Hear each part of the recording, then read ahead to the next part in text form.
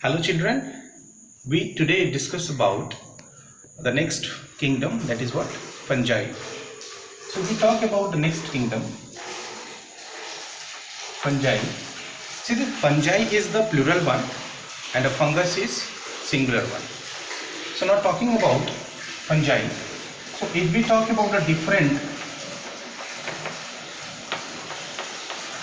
characteristics of fungi, right? Different characteristics of fungi. So first, they are multicellular. They are multicellular mostly. But in case of yeast cell, with one exception, if we say about the yeast cell, so yeast is what? Unicellular. Yeast is what? Unicellular. So there is an exception here. Most of the fungi are multicellular except yeast. It is what? Unicellular. They are present in abundant amount. They are present everywhere. In fact, moist soil, air, and almost every places. See, the most important part, they show heterotrophic mode of nutrition. Heterotrophic mode of nutrition. It means they do not make their own food. Specifically, if we talk about, they may be parasitic, they may be saprophytic. Parasitic and saprophytic. So we know the concept of parasitic, where we find host from where these parasites try to derive their food. They are depend for the shelter, for the food material. So maybe parasite. See children, most of the fungi are responsible to cause the diseases. For example, think about the wheat rust that is caused by Puccinia gramineae. So they can create a problem for the animals as well as for the plants. In fact, we see some spots on the leaves of the mustard because of parasitic fungus. They depend on the host. Now coming to the saprophytic. So saprophytic means they try to derive their food from dead and decaying substances. Dead and decaying substances of other plants or animals. So specifically they are parasitic. And the most important, I am telling, they always make another relationship. What is symbiotic association? See, this is very important. Symbiotic association states about the fungus can mutually combine with algae. So in first symbiotic association, if we talk about, it may be what? Lichen. The first symbiotic association indicates about lichen. So what is lichen? Lichen is the combination of fungus plus algae. We can say that lichen is the combination of fungus and algae, or when fungus and algae combine, there is a formation of lichen. See what happened? This fungus have true roots but don't have chlorophyll. Algae have chlorophyll but algae don't have roots. So what happened? When they combine, water and minerals are provided to the algae by the fungus, and whatever food is prepared with the help of chlorophyll in the process of photosynthesis, that food is provided to the fungus by algae. So what we see, there is a mutual combination. We say mutualism between fungus and algae. So form what? Lichen. So this is our mutualism. The important part I am going to tell you as per the competition point of view. The children, generally what we say about phycology. phycology. What is phycology? Study of algae. Study of algae is called phycology. And the same way we have mycology. Mycology means study of fungi. So you must know the branch of science which deals this study of algae is called phycology, and the branch of science in which we study about the fungi is called mycology. So here the combination of fungus and algal is also called, it is the what? Phycobiont plus mycobiont. So not only we depend only on the fungus and algae, it is lichen is the combination of phycobiont and mycobiont. So this kind of questions can be asked. Phycobiont means algae, mycobiont means fungus. So this is one association. We have another association like mycorrhiza. Another association if we see about mycorrhiza.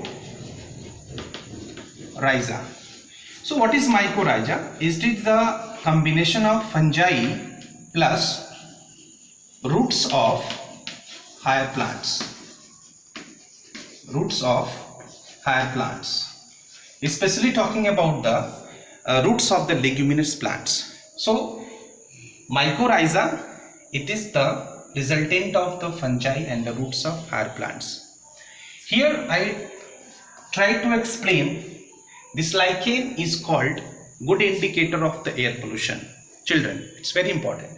Lichen is called good indicator of the air pollution. Why it is called? Because these lichens are generally found in hill stations and those areas where air pollution is very minimum. If you see hill stations like Darjeeling, Gangtok, Nainital, so where they are found in the form of patches on the stem of the plants or on the rocks. But see, if due to any region, because of maximum pollution, if atmosphere all of a sudden tremendously, if pollution increased, then first lichen were infected. They started destroying. And what is the main cause? Sulfur. So in case of sulfur dioxide is highly responsible for the destruction of lichen. So that indicates sudden destruction of lichen indication that now the level of pollution is increased in that particular area. So that is also called good indicator of air pollution. That is very important part. Clear? Now after all, if we see the other properties of this fungus, so if we talk about cell wall of fungi, so cell wall of fungi is made up of chitin plus polysaccharide.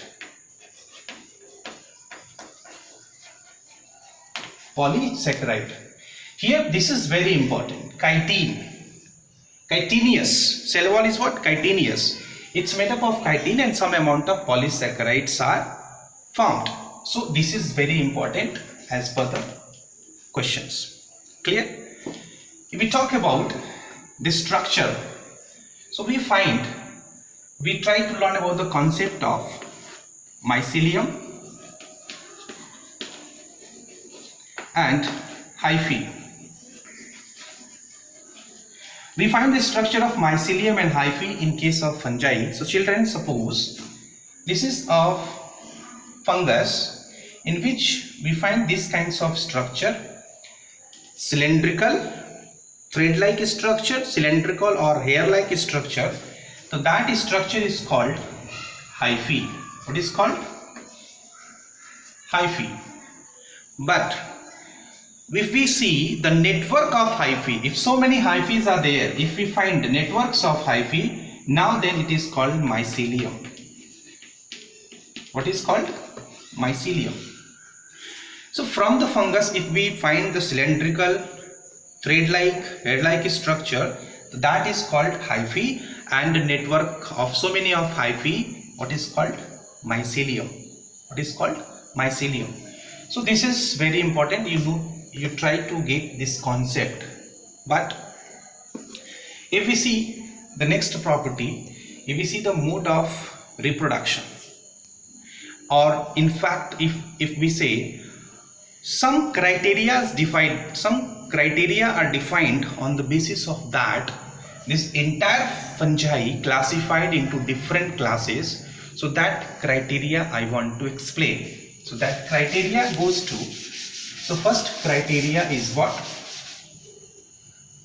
Mycelium, morphology of mycelium, that we have talked about, right? Second was fruiting body. What is fruiting body? And third is spore formation. Spore formation. So in the concept of mycelium that I have given, what is mycelium? That is network of so many of hyphae. But see children, if I try to explain these kinds of hyphae, right, hyphae that contain so many of nuclei, the cytoplasm have so many of nuclei, the multicellular nucleus are there. So this is called what? Where septa is absent, or septate, or septate mycelium, or a septate hyphae, and this condition is also called koinocytic hyphae. See, very important. Koinocytic hyphae.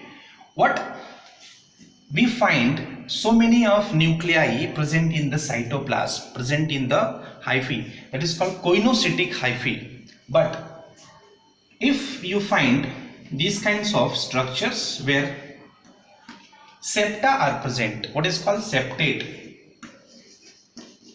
So either we can, or if the myceliums are hyphae are cross linked, what is septate? Both are, because septas are present. So koinocytic hyphae, also called or septate hyphae, and this is what? Septate, where septas are present. Clear?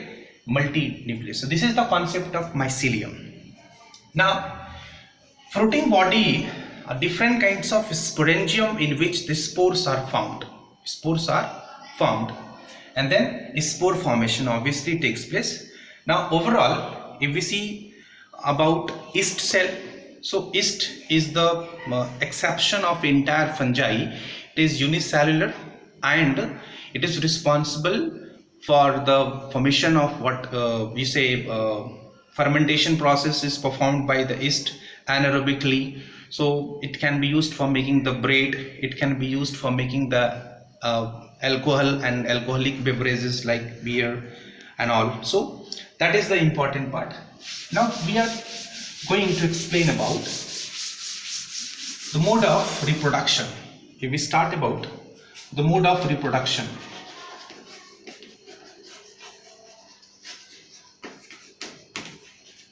if we see the mode of reproduction in case of the fungi, so they show by vegetative propagation. They can be shown by asexual mode of reproduction,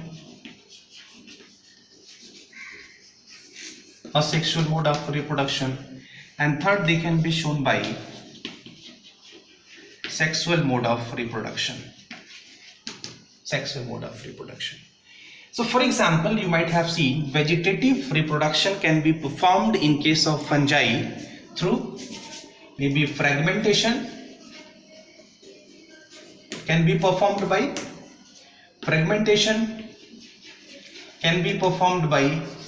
budding method in case of yeast, right? But in case of asexual mode of reproduction, where we find there is a formation of what? Conidia as a spores. This is very important. In asexual mode of reproduction, conidia can be formed They are the different kinds of spores, right? That is, spores are responsible. Now, sexual mode of reproduction can be performed by the formation of what? Gametes. Formation of gametes. Very important. See, what I am going to tell you, the very important part. If suppose two gametes are there, two gametes, two spores are there, right? And if there is a fusion, if there is a fusion of two gametes, so we find different categories, we find different concept here. So if I explain about this concept, let me first you just note it down: vegetative, asexual and sexual mode of reproduction. Now finally I am going to explain about this, how the gametes are fused with each other. See, in case of gametes, one gamete, two gametes, and suppose this is what the nucleus, we can consider as a spore, as a gamete. So nucleus, but if, what is this? Cytoplasm. What is this? Cytoplasm. And if we find these kinds of structures, now see, try to understand, children. Now the protoplasm of these two gametes fuse with each other. Now see, this is what? Nucleus. And these are what? Protoplasm. Protoplasm. What we see, there is a fusion of the protoplasm of the two gametes. So such kind of concept is called, or reproduction is called, protogamy.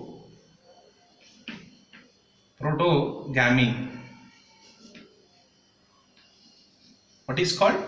Protogamy. Proto comes from what? This protoplasm. We say plasmogamy. What is the concept? Is plasmogamy, children. Plasmogamy. Okay. Here we find a stage. What is the uniqueness? A cell that contains two nuclei.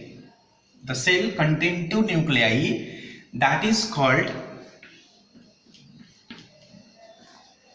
dikaryon. What is called? Dikaryon. This phase is called dikaryon. Dikaryon. What is? Cell that having two kinds of nuclei. Dikaryon or dikaryotic phage, we can say. So that these questions can be asked in any exam. What happens when a cell contains two kinds of nuclei? Means nuclei, both the nucleus are not fusing with each other. That is what? Dikaryon or dikaryotic phage. Dikaryon or dikaryotic phage.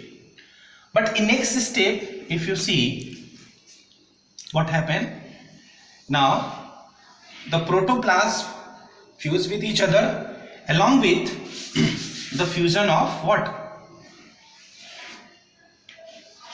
Nuclei. Both the nucleus now fuses. See, fuses. Both the nuclei fuses with each other.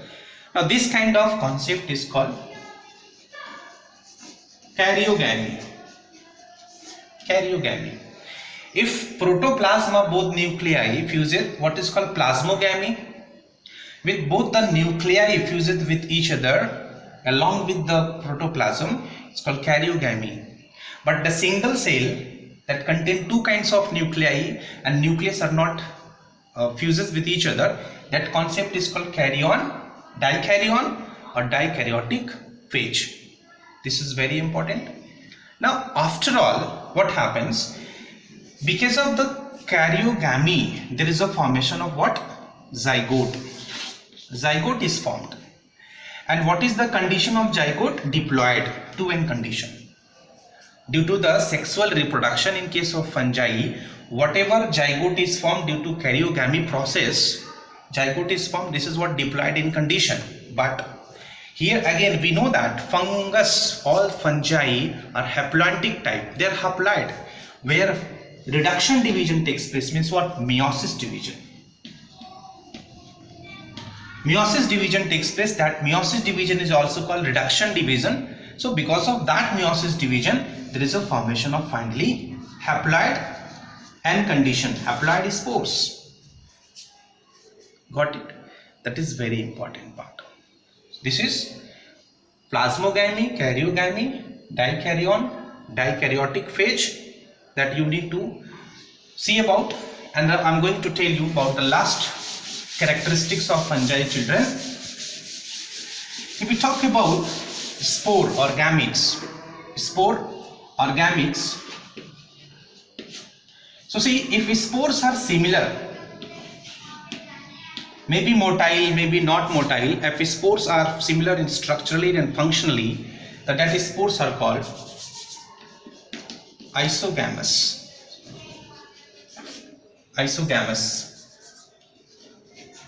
Isogamous spores. If spores, one spores have different structure, other spores have like this kinds of structure, different in morphology and structurally. So this is called anisogamous. Anisogamous spore. And last, if the spore is male gamete, is small in size and what? Motile in nature. And this is what? Zoospore. What is called? Zoospore. And another gamete is big in size. That is what? Aplanospore. Aplanospore. This is male gamete. This is what? Female gamete or female spore, but non-motile. So such kind of spore is called oogamous. So we have three kinds of spores, gametes. If similar kinds of gametes, isogametes, dissimilar, anisogamous, and where zoospore as a male gamete is motile, small in size, where aplanospore is female gamete, non-motile, it's called oogamous. So these kinds of concept. Now finally, children, on the basis of mycelium, morphological structure of mycelium and fruiting body as well as the formation of spores, entire fungi is divided into different classes. They are phycomycetes, they are basidiomycetes, they are ascomycetes and deuteromycetes. So we see in detail in next video. Thank you so much.